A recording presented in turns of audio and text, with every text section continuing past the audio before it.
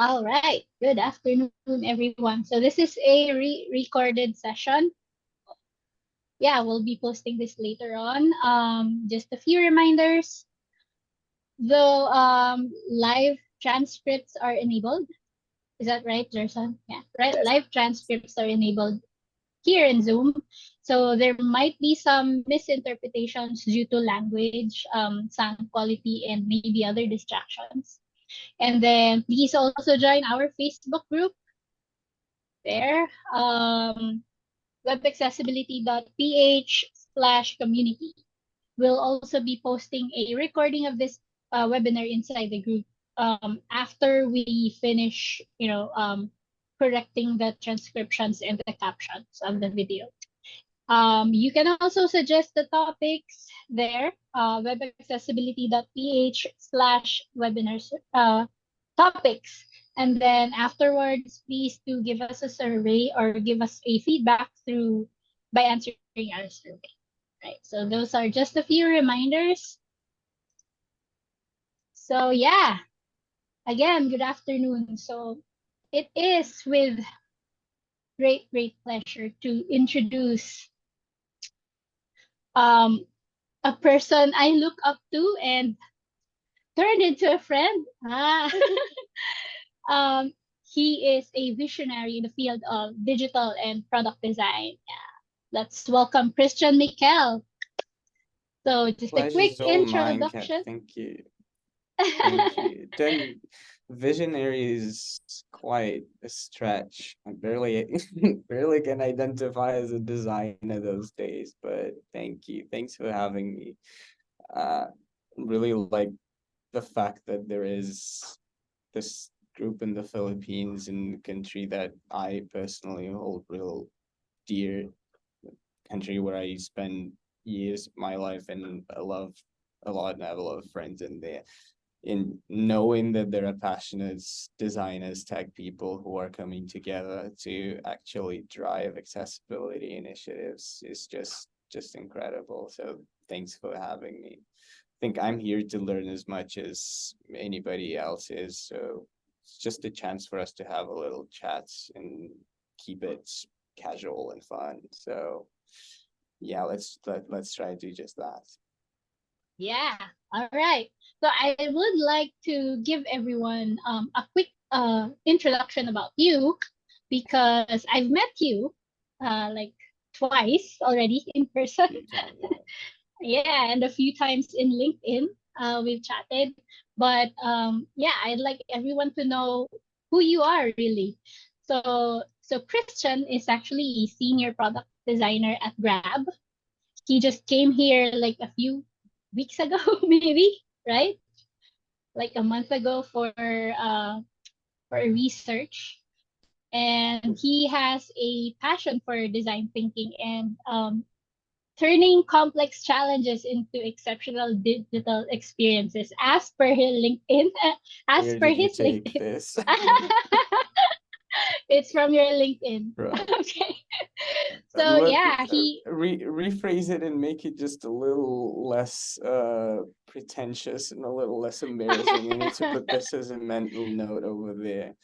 I'm just a designer, okay? I'm just a designer who tries to focus on a very particular area, which is accessibility and universal design.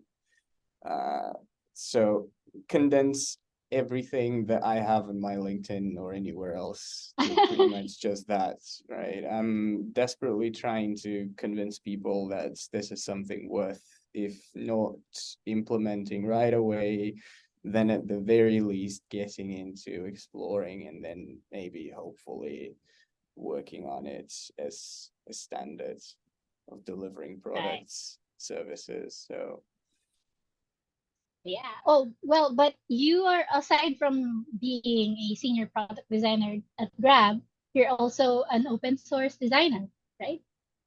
Uh, that is one of those little side outlets where I'm trying to do something either for or with a community, and open source is just this really good way to help people build good stuff together. in a very different setting from anything you would have in the traditional corporate world. Getting to jam with the engineers and getting to actually influence products that hundreds of people would be using for free, yourself included. That is, yeah, something I occasionally do on the side. I think of it as like digital volunteering, but nerds, Yeah, we're all nerds in some ways, you know. obviously. All the cool Yeah. kids are.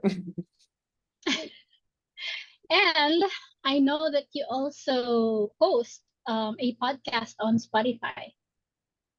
Yeah, can you tell We us about we that? do have a little podcast called Paper and Pain where we either interview local designers and design leaders or chats essentially all design related topics. Mental health, by the way, one of the episodes from the first season of it, which apparently resonated with a lot more people than I would have thought. I also do have a little newsletter, The Accessibility Apprentice, because I am definitely probably the furthest from an accessibility guru or a master that you could find. There are people who've been doing this for like tens of years, decades of practical experience in accessibility as a field. I am just learning. So that is pretty much how I'm just sharing all of this. Kind of find it interesting that every time you write something down and every time you put it on paper, you sort of remember it better.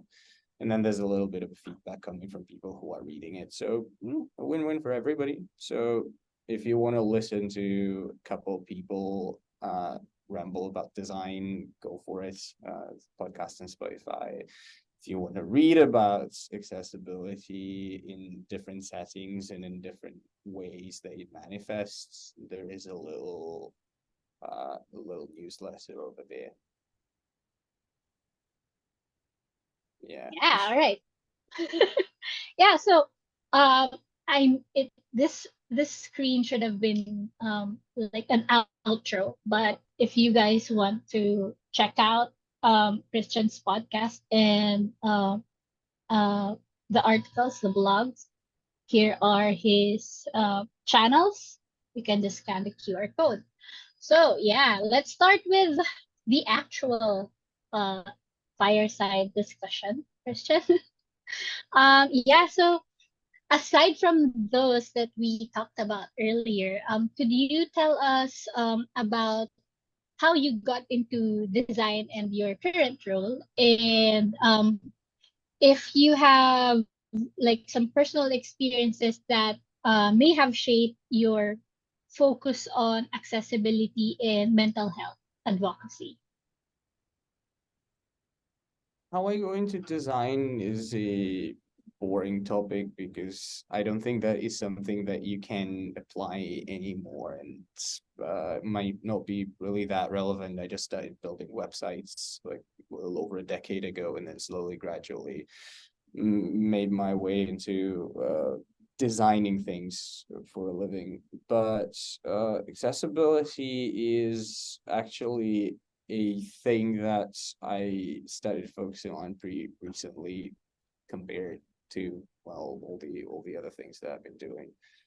Uh, I think if I'm being completely honest, the thought that uh, this is something that is relevant for everybody, myself included, and the fear that at some point I may actually be affected more severely than I am now by any sorts of disabilities that may strike me. It was kind of terrifying from the beginning. So you usually never think of it this way. You have two eyes, two hands, both of your legs, but at some point, anything can happen.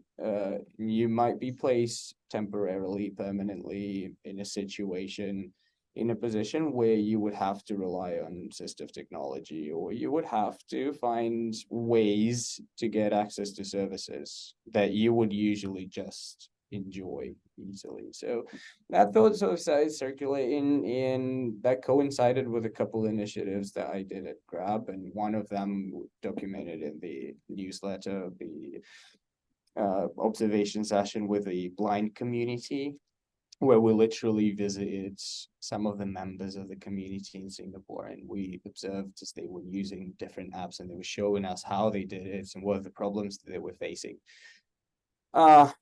In At some point, you just realize that, well, there's this entire area that is usually not really that common for designers to pay attention to. It is not really something that they would be necessarily concerned with. That is not something that companies, especially in Asia, would prioritize. So in countries and regions where we have no regulations, no legal requirements to abide by, the standards that exist are just, as like a pirate code. They're just a guideline, not really a framework, so to speak. And in this case, you kind of see that you have hundreds of thousands of people living with disabilities, facing disabilities. Just, the way we try to explain it, deviating from it a little bit, accessibility benefits everyone. So whatever you do is essentially could be considered accessibility, even if you're just enabling a larger font on your phone. You start thinking about it and you realize that, well, if you don't do that, or if you don't start convincing people to do it with you, then maybe, just maybe, you'll find yourself in a very dire situation at some point in your life. Is those people already do, as people around you do, as you do yourself, because you just don't notice this, but you do struggle a lot with all of those little interactions that were not properly documented and thought of. Every now and then you just brush them off, but they get more and more severe as we move forward. So started thinking about that, and then I started doing things within the organization, and then I started just talking about it openly more and more, to a point where, yeah, that was the niche. That was something I wanted to focus on, to a point where everything else just stopped having as much purpose and meaning as pretty much just that. And mental wellness, I mean, I've been writing a lot about living with depression, anxiety, personality disorders, ADHD. Is a lot of things that I'm dealing with in a lot of people who are, dealing with the same thing, especially again in Asia, where the attitude towards accessibility and towards mental wellness is very similar. People don't think about it, even when it actually concerns them directly, unless it's actually as severe, like as it gets, so that they have no other choice but to address it. So you have to you have to try real hard to convince people that, well, it is something that you need to think about, and it is something you need to pay attention to. Yeah, the TLDR of the past few years of my life, right there. Right. You mentioned about, yeah, dealing with personally dealing with mental health issues. I'm not sure how it is in Singapore, where you are mostly in, but here in the Philippines, it's really taboo, more taboo than, I'd say, accessibility. So it's pretty much something that's really under the rug, I'd say. That we consider here, like in general. How is it there in Singapore? Is it something that's already, been, I'd You say, know, will it I be, don't is it better? I don't have the statistics, obviously, so I can't really say how it is on like a scale. What I see and only what I observe is like, and again, this might be just my perception of things, right? I know that a lot of people are rather conservative when it comes to treating mental issues in general as something that is not worthy of paying attention to or obsessing over. Meaning, if you seek help, this is a sign of you being vulnerable. This is a sign of you being weak, and this is not something you would want to do. So, a lot of companies who are trying to set up therapy, for example, and make it available for people, they have to jump through that barrier of convincing people that there's nothing shameful in it. In fact, this is a great thing for you to go off. It's like you essentially getting better, not you showing any signs of weakness or anything. It's you trying to take control of your life, and you trying to fix what might be wrong with you in the moment. And yeah, I would say that all over Asia, there are definitely studies of how not only how available it is, where availability is usually pretty limited, but also studies of like how people perceive it and how people approach mental wellness. I'm happy to see that among like the younger generations, this is slowly becoming more and more uh so people are just becoming more and more receptive of the idea that asking for help, getting help is not a bad thing necessarily, whether it's medication therapy or self-help for that matter, and that younger people would consider this more than, say, their parents or their grandparents, who would not necessarily be exposed to it at all. I mean, there's always a question of affordability, right? Like, it is expensive. It's usually not something anyone can afford, but uh, the mental barrier, hopefully, maybe with the help of globalization a little bit, it will sort of wash away in the next, I don't know, 100 years. Fingers crossed. It's being hopeful, Hopefully right? earlier. For our sakes, yes, hopefully, but baby steps. Right. All right. Well, yeah, being a product designer, how do you think does design or user experience design in general impact the emotional well-being of users? If I'm not being, I'm trying not to be too pretentious, right? You can give like all of the textbook definitions of what design is and try to think about how you influence people's emotions. I mean, you definitely do. You definitely have certain patterns, and you definitely have certain tools that can sway people to feel better, right?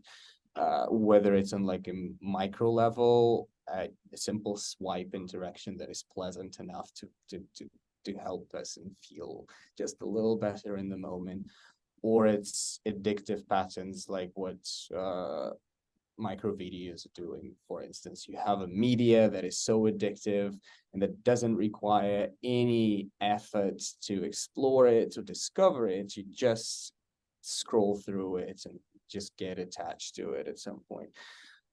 Design does have an opportunity, and occasionally uses an opportunity to effectively impact in a positive and in a negative way mental wellness and mental health.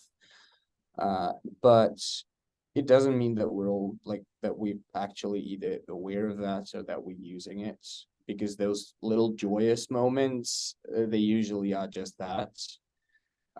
What we do use very often without even thinking about it is uh, shaming, is rewarding and punishing. And it usually gets more of like, it leans towards punishing users for not complying with the set requirements rather than rewarding them for good behavior. And it is occasionally hooking them up and trying to increase engagement, trying to not only help them adopt like the app that you've designed for them or the product, but also to make sure that they spend as much time using it regardless of what kind of impact it may have on their self-esteem or their well-being.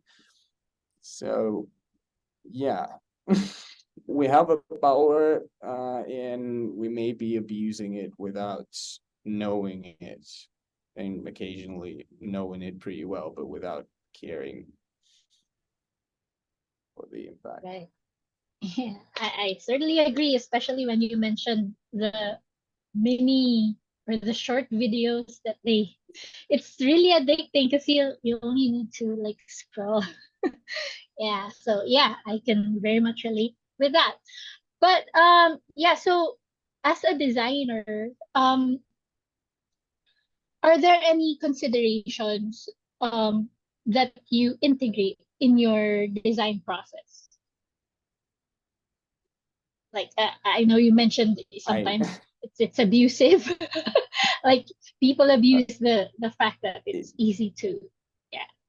I would say there's a practical side and a theoretical, and in this case, I might actually get a little bit into theory because the products that I'm designing, they dealing with a slightly different matter. Usually, they quite technical, and they don't actually see the user as a user. It's mostly very transactional. But I have worked in the consumer-facing space for years, and I know what it means to actually uh, try and, for example, help people build positive habits and good behaviors and reward them for following through. So, for example, you have the mechanism of progressive rewards, where you earning badges or earning rewards as you hit milestones.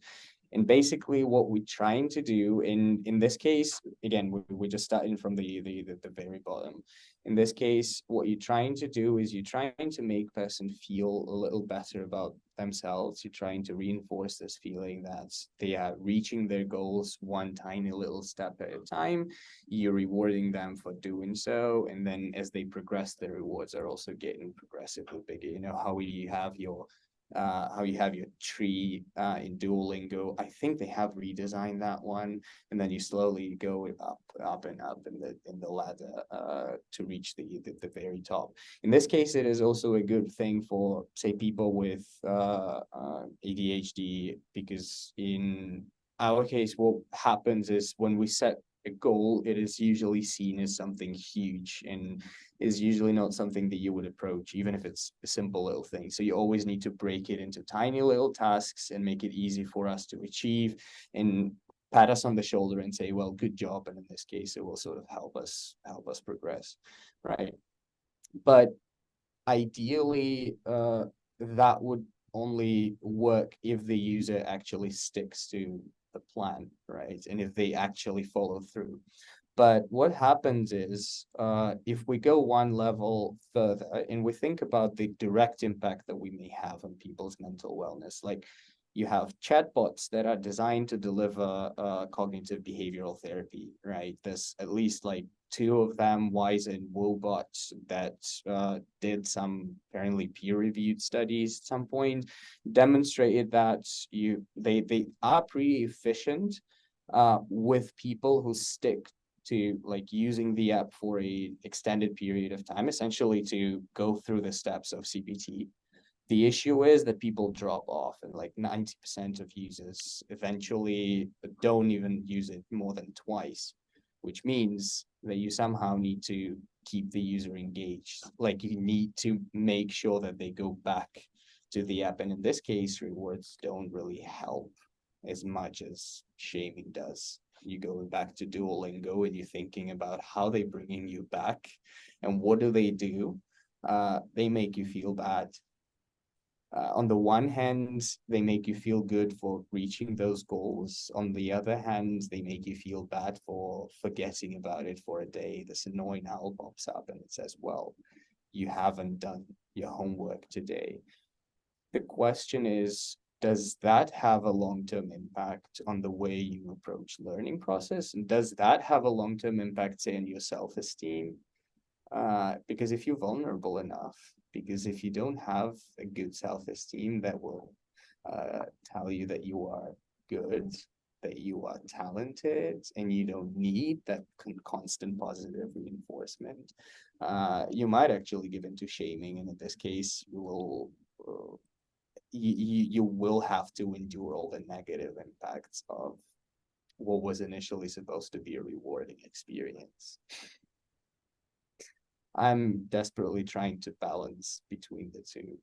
Every time I'm designing for adoption and engagement, I'm desperately trying not to fall into the trap of shaming the user for not doing the right thing.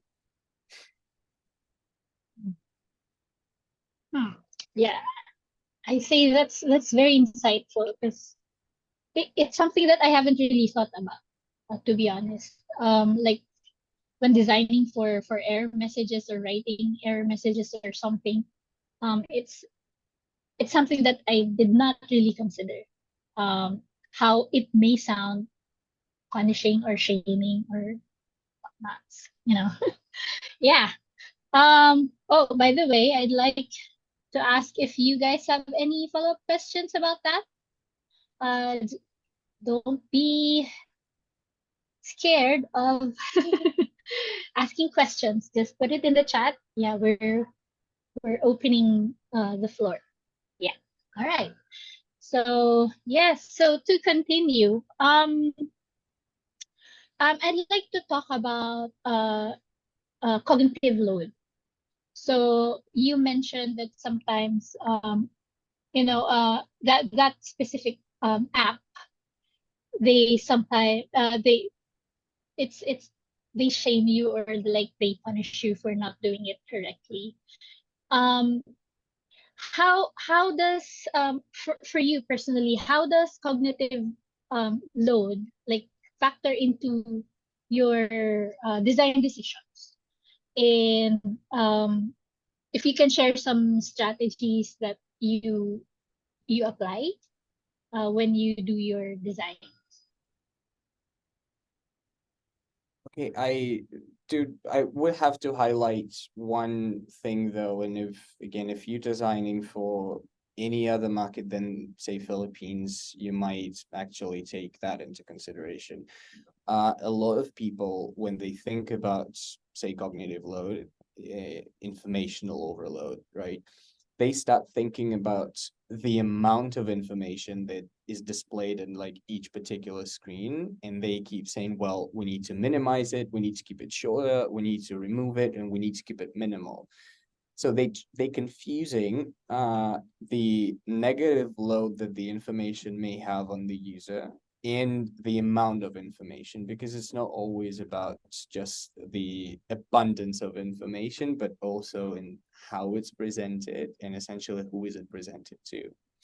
If we take certain cultures in certain countries, take China, for example. I usually bring that up because people are a little more familiar with it.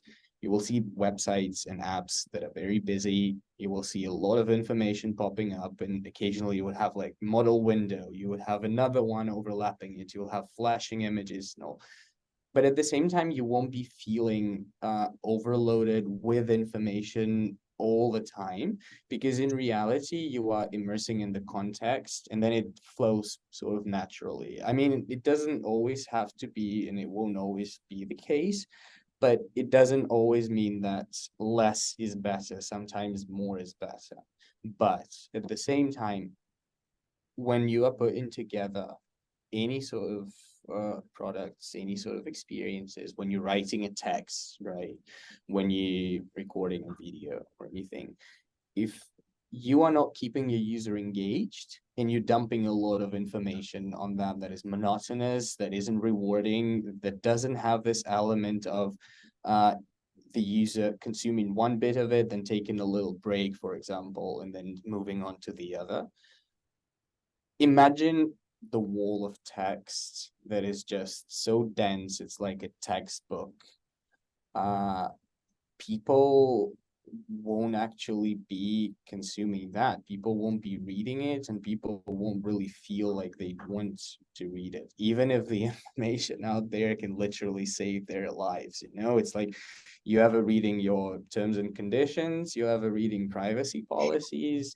It's the same issue with a lot of things that we do and a lot of things that we put together. We check the box, but in reality, people don't like feel like consuming it because we haven't factored in the way they are going to do that. In results, we have an overwhelming amount of information that you either need to think about how you're going to make digestible, rewrite, rephrase, reframe. And then ideally, you might want to test it and test it with people like myself, people who can't really sit straight, people who can't really focus on doing one thing at a time, uh, people who are not as digitally savvy as yourself or not really familiar with the thing. You will see that what you thought was this beautiful minimal page with beautiful minimal layouts would actually not do the job. And nor will this giant amount of text where you would outline every single term and condition. Find a balance. Ask your user, see how they interact with it, do it a few times. I laughed at the fact that you mentioned the terms and conditions where we all just scroll down and click the agree. I agree. There's a beautiful Everyone does that. plugin for it, by the way. What was it called? I think it was called something like TLDR, and it's essentially a plugin that uses crowdsourcing, so people come together and submit information to humanize the way terms and conditions and privacy policies on different websites collect and use your data, and what do you agree essentially to, so that when you, for instance, you open Facebook, instead of going all the way down to the footer and finding it, you literally have just one little icon in your browser that like screams F, and then you pull it up and there's like a quick breakdown of how it abuses your information. Then you go to Wikipedia, you see B. Then again, you pull it up and there's some like dubious practices, then there's some like good data handling practices that it adopts and so on. So I'd say this is a really interesting example of how you can pretty much battle cognitive overload and informational overload, even with regards to something as horrible by design as terms and conditions. Yeah. Oh, yeah, and you also mentioned about like talking to people who uh are having a hard time focusing, people who suffer from whose cognitive load easily gets overloaded. Um, I'd like to ask how do you normally involve like individuals with mental health condition in your design process in user testing? I don't want to lie.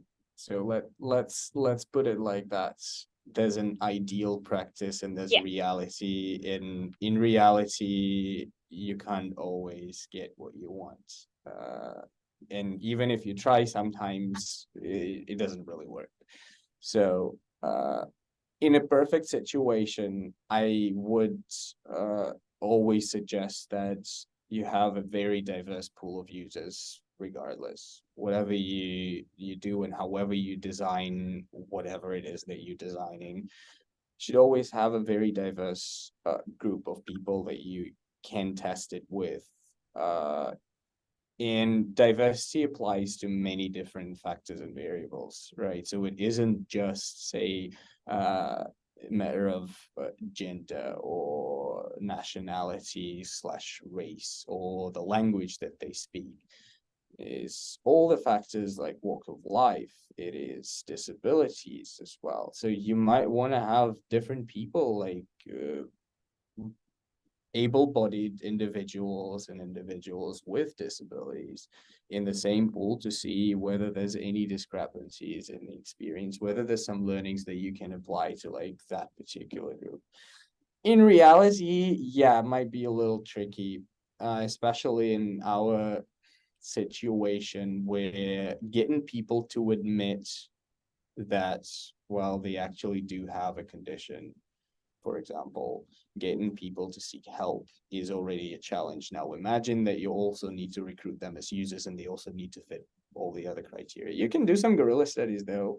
There's quite a lot of communities out there who might actually be able to help.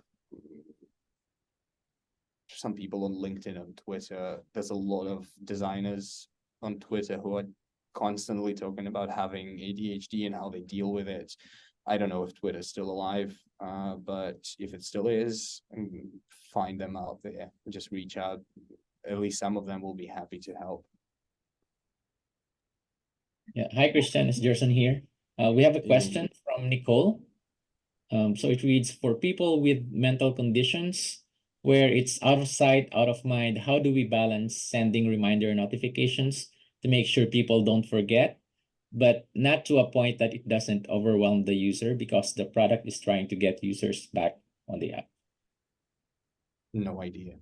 I have no idea. I don't have an answer. Look, I think it really depends on so many different factors that you need to test, occasionally experiments. It depends on what kind of product are we talking about and what kind of app. If it's an app that reminds me to take my meds, it's a one thing. If it's an app that I occasionally use to check my bus schedule and it's sending me notifications, it doesn't matter whether I have a mental condition or not, I'm gonna put it in the bin. Right? Test, experiment, play around, see what works for you, really. I don't think there's a silver bullet approach. I don't think there's like one size fit all solution to pretty much anything, right? You go out there, you learn, and then you apply your learning to whatever it is that you do. Rinse and repeat. Yeah, that's right. It's a process, and it's an ongoing process of iteration and you know interacting with your audience. Make sure that It's that, and it's also what kind of values are you bringing to your user, and what is it that you're trying to do. Look, if you're sending me 10 notification, doesn't matter what kind of app are you, I am going to be really angry with it. There's some people who are not really bothered by it and just won't notice it altogether. So again, test it with your users. You might have a persona, right? You might have an archetype in mind, so test it with them. Right. Yeah. So it all boils down to knowing your users. So yeah, Miko do you have any follow-up for that? Yeah. I was with her, by the way, in UX Plus conference. Yay. Yeah. You enjoyed it? Oh, yeah. It was fun. And Bea is also here. All right. Yay. So yeah, again, just please send in your questions if you have any. Don't hesitate to interrupt the chat. Yeah. Anything else, Jerson, for you? I think that's all from the chat for now. Yeah, okay. Let's go back to user testing. Yeah, so what do you think is the impact of doing a good user testing, having a good pool of people into the final product? Well, I wouldn't say final because it's always evolving, especially Grab. It's grown, but yeah, in general, not really let's not just focus on mental health conditions right now, but in general, how does user testing shape the product that you are designing? I mean, let's look at it this way. If you're not testing something with the users, you're not building it for the users. So whatever it is that you're designing, you always need to be sure that you have people that you have tested it with, that it's continuous, and then you get as many insights as you can and you actually apply them and learn from them. But let's think about it from the, say, mental health perspective, right? I know you wanted to get into that later, but uh what I think is also important to note here is that usability is one of the aspects, right? It's like it's how we interact with the features, with whatever it is that we have designed. But we also have to factor in things like long-term impact, right? So let's say you have a product and people keep using it for an extended period of time. If you don't actually test this beforehand, you wouldn't know, having like an absolutely perfect UT results. You wouldn't know that in, say, 1 or 2 weeks, the product would have certain impacts on the way people feel about their progress or themselves or their goals. You wouldn't know that people have achieved something or haven't. You wouldn't know that there's some new problems that arose, right? In this case, you need some longitudinal studies as well.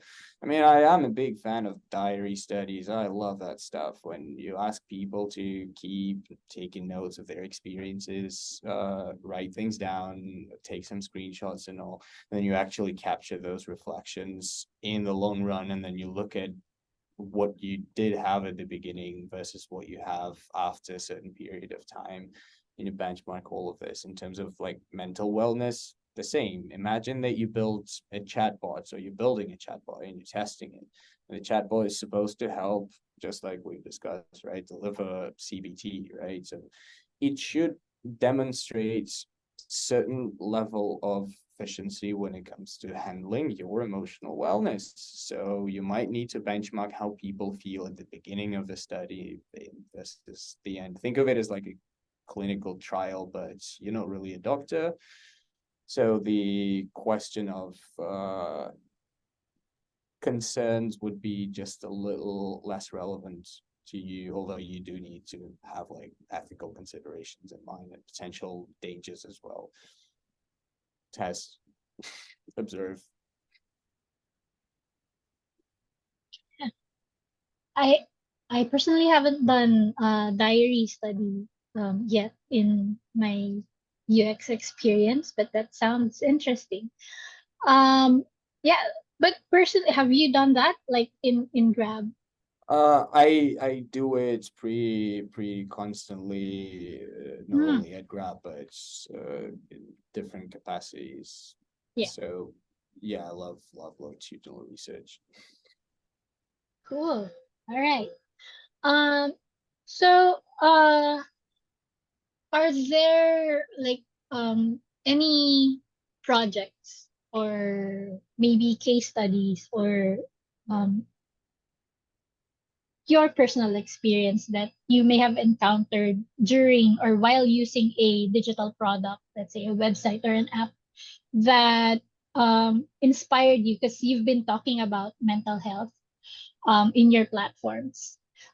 So yeah, so experiences that have inspired you to approach mental health in design. I don't think I had any particular experiences, but I was doing my master's the past couple months. Months, goodness, yeah. See, my brain's been melting already. Sorry for that. I've been doing my master's the past 2 years. Just finished it in September, and I specifically chose essentially mental wellness for the majority of my projects. And we had different modules. There was a concept design, there was a research paper, there was a big module where in my case, it was a research proposal document. And I deliberately chose to handle something that is deeply personal for me and something that I thought might actually yield some interesting insights academically, like in terms of, is there anything that might help me that exists today already? and just in general, see if I might actually stumble upon something rather new. So, for instance, I spent one semester working on this research paper examining how we could potentially use chatbots to treat dental anxiety and help people deal with the fear of dentists, because that was my nemesis. That's been something I was just terrified of for years until I finally got over it with some help from a really good professional in the Philippines, by the way. So it sort of cured me. But it was a rather interesting research because it isn't something that you would naturally do in your like professional setting unless you dealing with it, like if you're in med tech, for instance, or if you're doing something for like wellness technologies. Uh, Professionally, I uh, did have a chance to work with one of the clients that we had back in my agency days, some 3 years ago almost.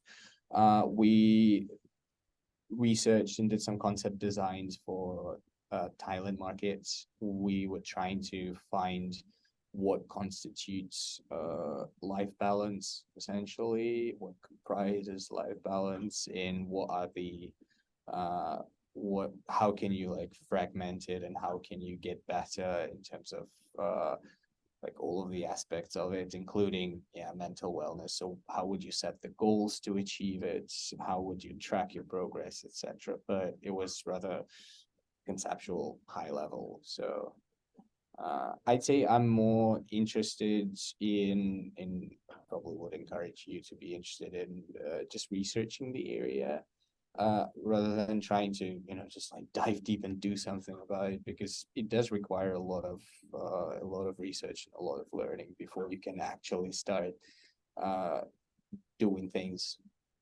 designing things, building, or whatever it is that you want to do. It's pretty complex. Right. Yeah. Okay. Well, yeah, let's move a little bit forward about advocating for accessibility and mental health in design.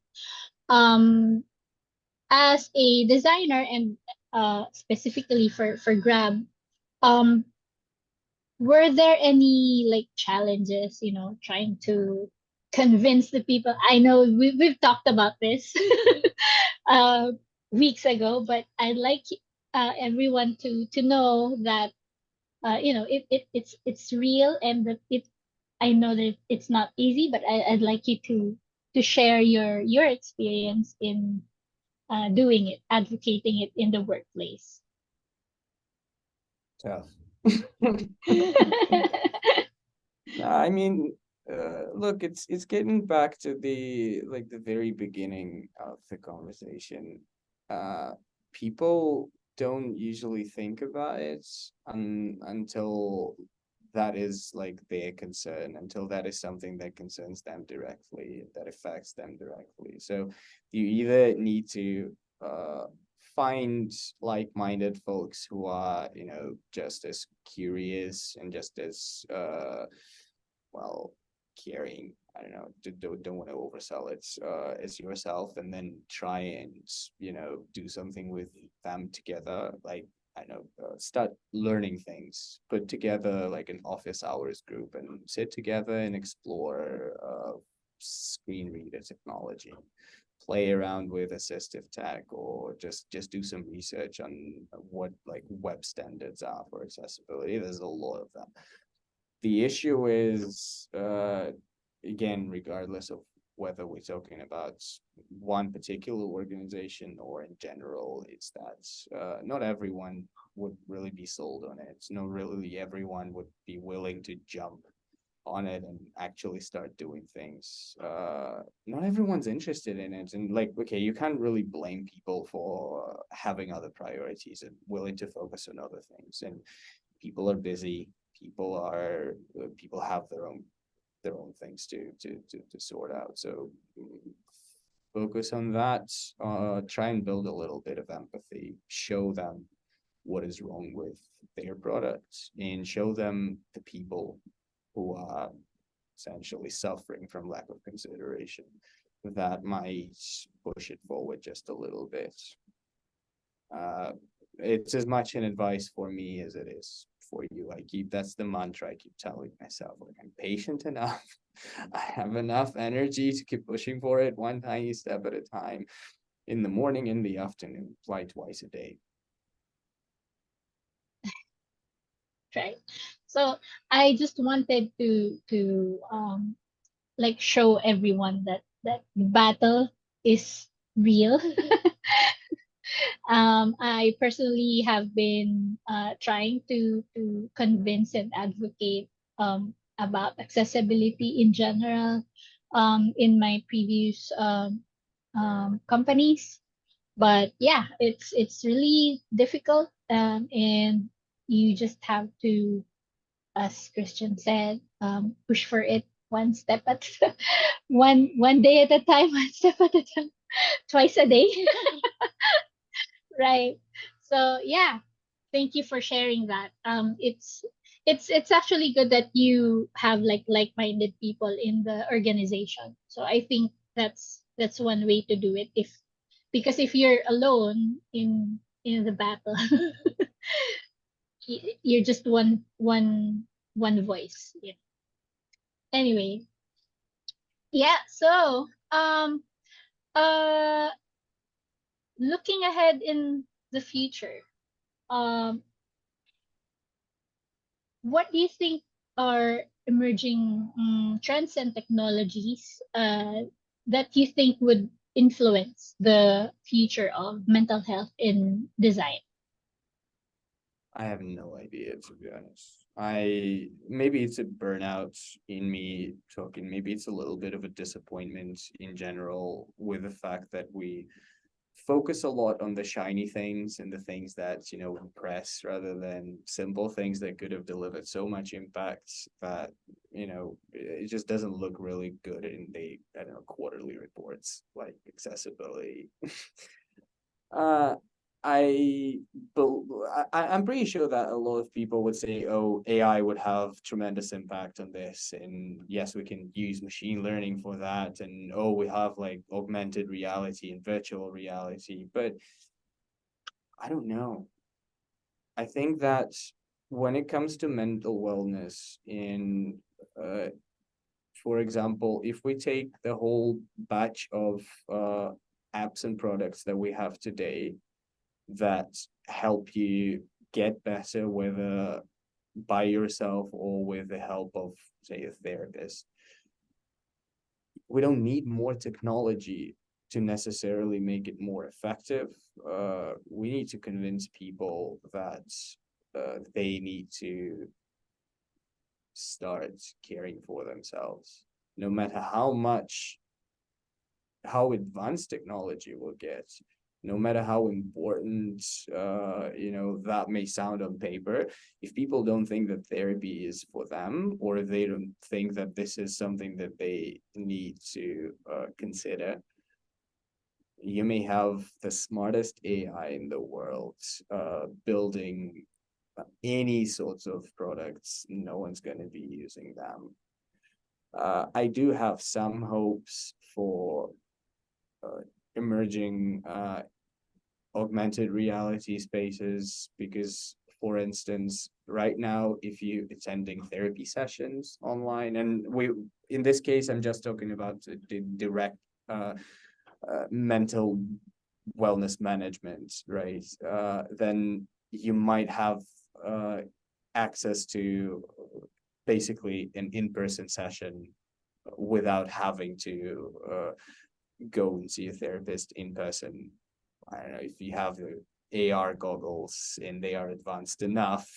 Again, I don't know how effective that would be. I don't think that would actually make much difference.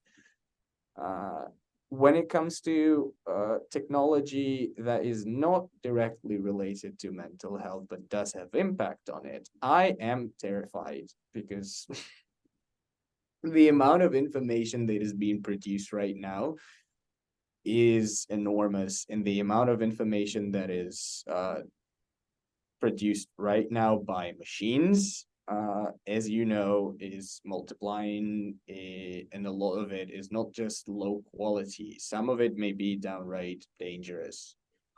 So on the one hand, you will have to do a lot more digging and a lot more research to just confirm that the thing that you see is in fact a real fact and not something that made up by chats that had been hallucinating in this moment. When it comes to engagement, applications fighting for your engagement will be coming up with new tech, trying to not only lure you in, but keep you scrolling, keep you tapping for hours and hours. And I'm terrified that that might get even more effective, especially amongst digital natives. I have no idea what will be the next thing after TikTok, but I'm looking forward to dreading yet another thing. Uh, Again, I don't believe in this whole attention span had decreased so much. It isn't a thing, but what is a thing is the fact that people now spend longer hours consuming content instead of searching for and absorbing information, arts, whatever you call that. I'm not being very optimistic as you said. Understandable. Yeah. So yeah, it's Gerson again. Just have like a follow-up question on that thing that you said. So I saw this documentary once about how easy it is for people to become addicted, social media, specifically consuming videos. And I personally find myself guilty of this sometimes. Um, how can designers balance responsibility or accountability and the effectiveness of their work? So by effectiveness, I mean that people do the thing that the designer wants them to do, but not to a point where it negatively affects their well-being. I'm not actually sure if it still falls within the hands of the designer or if it's something That personal. was that was precisely what I was going to say, but I don't think it is something that designers would necessarily have any agency over. It is a business decision, effectively. It's like, okay, you want to go to the very extremes, think about how calculated the shape of a Pringles chip is, and the fact that, like, the company producing snacks would be measuring the impact of every milligram of every spice that they add to achieve the level of crunchiness and the level of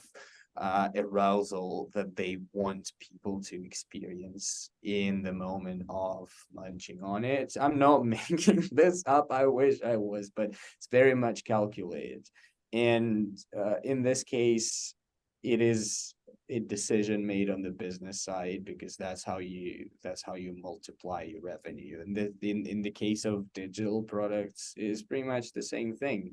Designer is not told, oh well, you need to be mindful of people's eyesight because if they spend too many hours scrolling through the app, they may actually start losing it without, getting out of it every 20-30 minutes, and then keeping their eyes moist and well rested.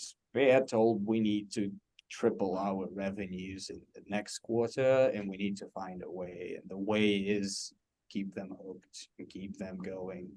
The only thing I can think of is like, how Netflix is showing you this whole what was the notification like, are you still here, something like that, if you keep watching like 6 or 7 episodes in a row. So people fall asleep and it's like, well, it just autoplays for so long, are you still watching it?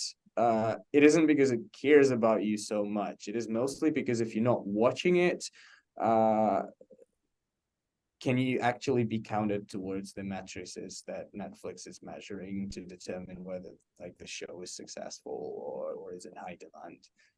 Hence, That's like actually one of the rules of examples those that things. I thought is kind of uh probably effective, but now that you mention it's not really about the well-being of I mean, Yes, it can be both. I'm not just saying that, oh, it's an evil corporation that does evil yeah. things and everything's horrible. I mean, not black and white, right? But first and foremost, I don't think designers will definitely be sitting in their rooms and be crying over it. And I know that because I know that.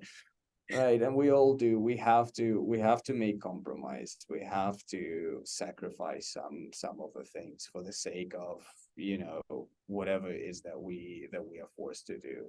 And we wouldn't necessarily agree with what we have to deliver. But again, the core of all business decisions, that will be business, which is, yeah, just how things work here. So in case of Netflix, yes, designers may have actually thought that, well, at the very least, we may also help people, to stay up to date with whatever it is they're watching and not sleep through more episodes than they can afford.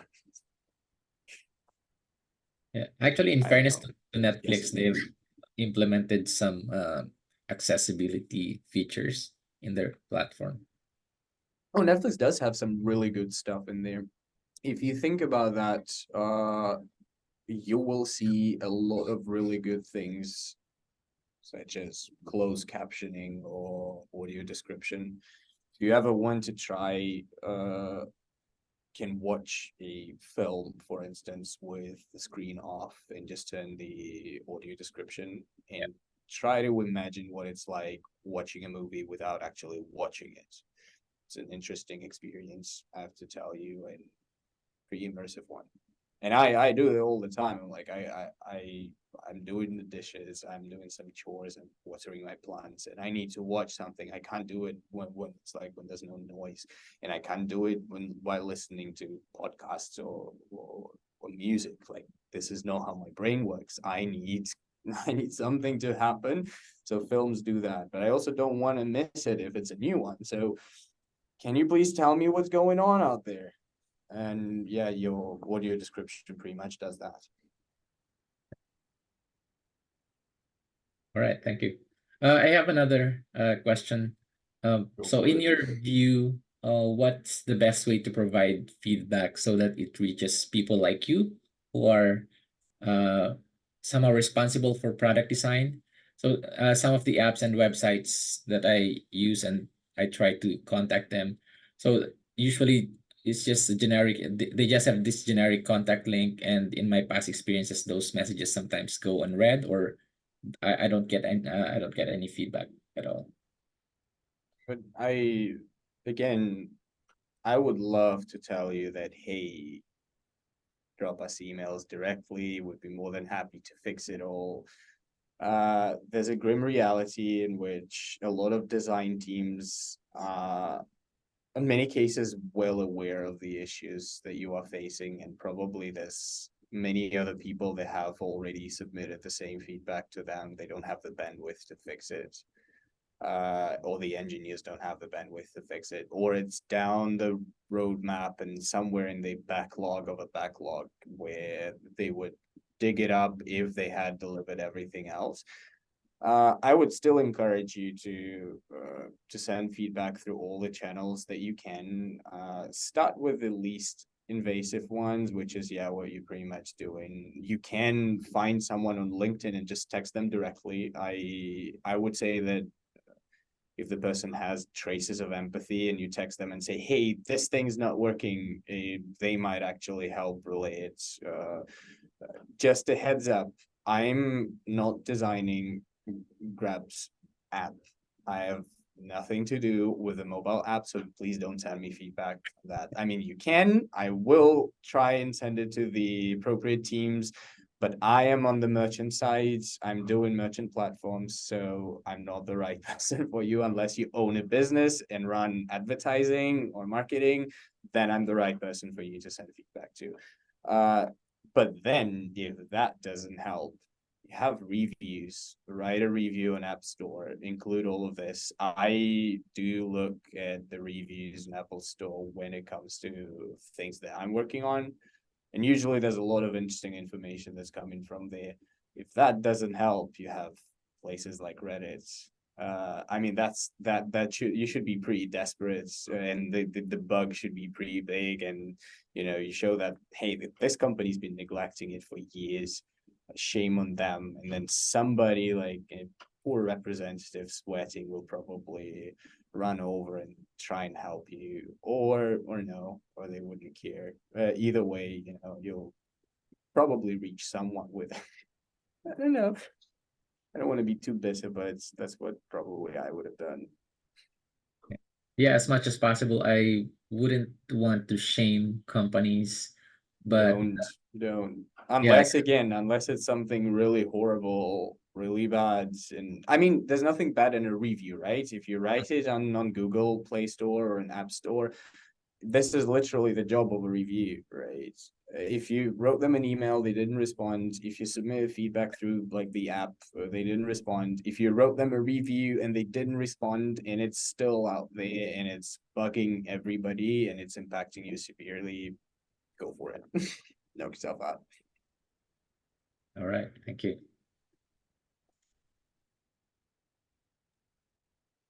Yeah. So we're up to our closing question. So I'd like to ask, is there anyone would like to send in their questions for Christian right now?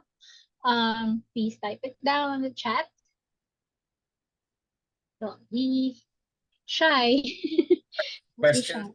You can also send your just send your takeaways. If you want to open your microphone and camera, you can Yeah. also, if you prefer that rather than typing your message. Yeah. Right. So while we wait, there might be questions after.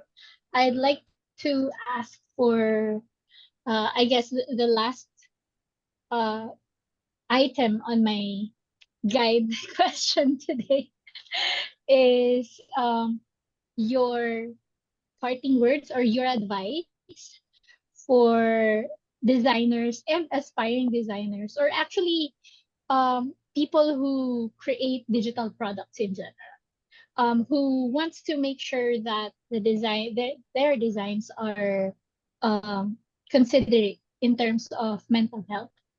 And yeah, so any advice or words for us designers here? Prioritize your own mental health. Number I one. wish I could follow through, but I mean that's pretty much what I'm saying to myself every other day. That's if I don't feel well, I won't be able to do anything good, and I won't be able to help anyone, right? So I need to focus on feeling well myself. And I don't know, I'm not gonna force anyone into like my system of values and beliefs. So you do you, or whatever helps you sleep at night, whatever you're comfortable with. I tend to ask myself if I'm satisfied with the impact that my job has, and if I'm satisfied with the decisions that I make for my users and for, well, the company and the community, so to speak. If I am, then well, job well done. If not, I'm probably doing something wrong and I shouldn't be doing that. It is a little conflicting every now and then, so I try to reflect on that a little more often, but I wouldn't want to be doing something that may impact anyone negatively. Maybe you wouldn't want to do that either. Again, I don't know. If you're fine with that, go knock yourself out. There's a question in the chat. Tips on what we say to clients for them to consider accessibility in their design for social media posts and email marketing. Same thing as we say to pretty much anyone. Please, pretty please. I beg you, pretty please. And then they say no. In all seriousness, though, every time you face a senior stakeholder, a client, an executive, and you try to explain what accessibility is, you show them the videos of people struggling with consuming information, getting access to services, using apps, they usually don't care about it. What they do care is the impact. So if you can demonstrate the financial impact of reaching that audience, deep inside you would know that it doesn't really make much sense. How can you like realistically calculate the impact of, for example, making your app screen reader friendly and ensuring that people using voiceover talkback can actually do their job. And how can you calculate how much money you're losing on not doing this? What are you going to take all the, say, blind people in your city, then take, say, X number of them proportionate to sighted users who are like monthly active on your platform, and then it doesn't work like that. No, we know that they don't usually, and they don't really care. It's an estimation, and it's the estimation that works, surprisingly. So if you can attack from all sides, attack is a bad word. Okay, if you can approach it from all sides, empathy, practicality, and business sides, do just that. And if you can point to a regulation that exists, and hopefully it will exist not only in certain parts of the world, but everywhere else, that would make our job so much easier.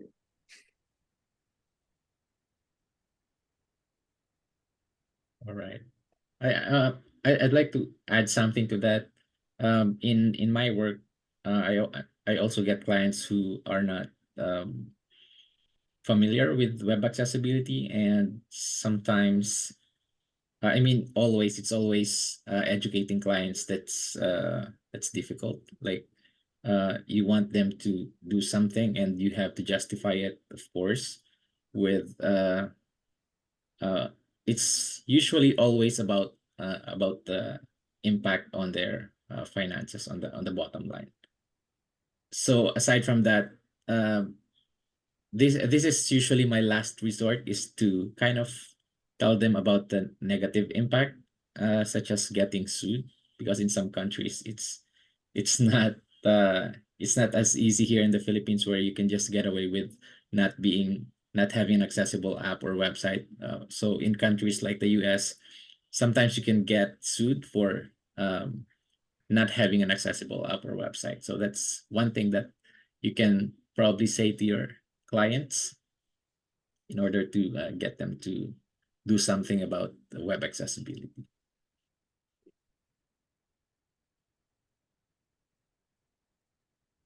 Yeah. Any more questions we have for Christian?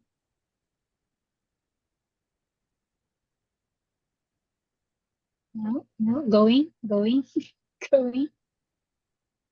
Right, you can just text me a LinkedIn later if you have any Oh, questions. I'll do my best to respond when I'm back from the trips. right. Okay, Yeah. let me just, yeah, So go ahead, before we Tristan. close, any what would be the best way to contact you in case they have any they want to follow up, or they want Go to go on my LinkedIn, drop me a message there. More than happy to chat. So go on my website. There's a link to leading straight to my LinkedIn. Find me on LinkedIn. That's it. Just add me there. I'm trying to respond that caught sky within that like few hours. Can go to my website and find the links there. You can just search my name up on LinkedIn and you'll pretty much see there. There's not too many of us. all right, Yeah, so just drop me a message there. that's caught sky that me is did I read that correctly?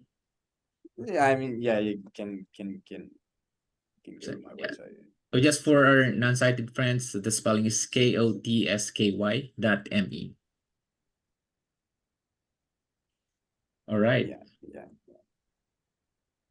All right. Okay. Well, thank you, Christian, for Thank you so much. Thanks for spending time having with me, us and guys. sharing your insights, your experiences, and your advice.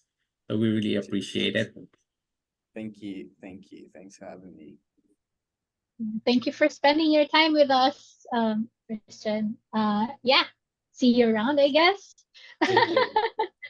See you, friends. Yeah, Thank you. let me know if you'll be back here in the Philippines. Will do. Will do. All right. Thanks. Have a good day. Bye. All right. Thank you, Christian. Yeah, so yeah, before we end, by the way, guys, please do give us feedback here. I sent the links on the chat, or you can scan the QR codes here. Please join our Facebook community, and you can also suggest next topics that you want us to cover. Yeah.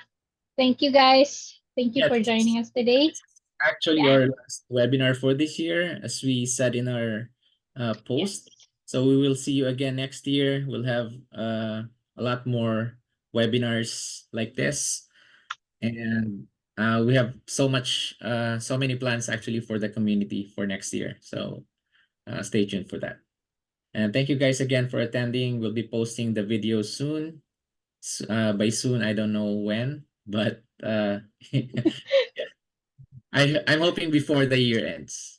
All right. Yeah. All All right. right. Thanks. Thank you, guys. All right. Thank you for joining today.